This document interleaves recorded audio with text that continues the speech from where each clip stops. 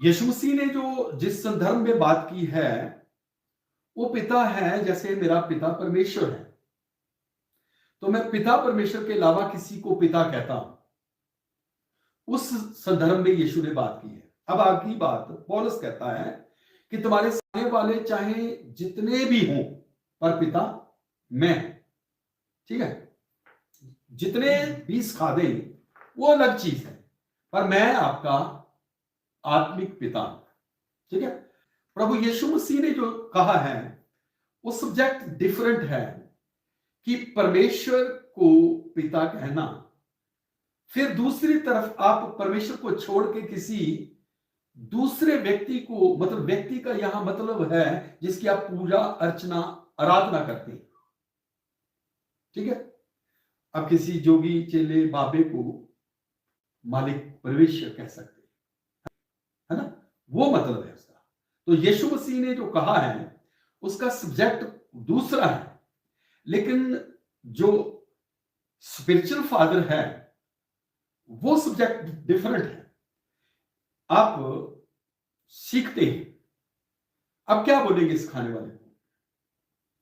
गुरु। तो यीशु मसीह के चेले उसे गुरु बोलते थे, रबी बोलते थे। ठीक है, स्वामी बोलते थे।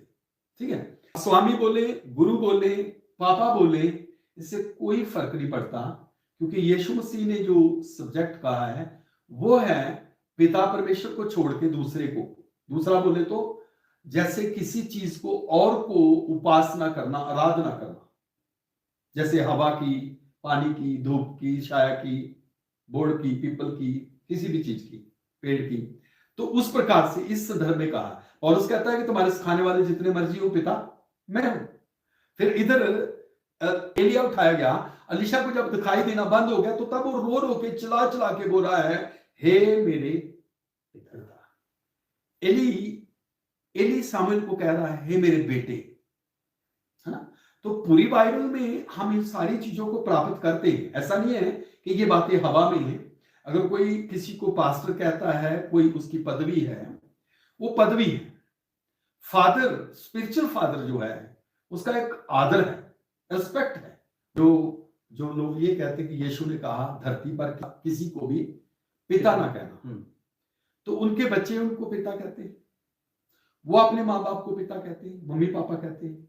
हाँ जी, तो क्या वो पाप कर रहे? नहीं कर रहे ना। वो उनके शारीरिक संतान हैं, और जो स्पिरिचुअल हैं वो स्पिरिचुअल संतान अपने बाप को अगर बाप कहते तो कोई प्रॉब्लम नहीं।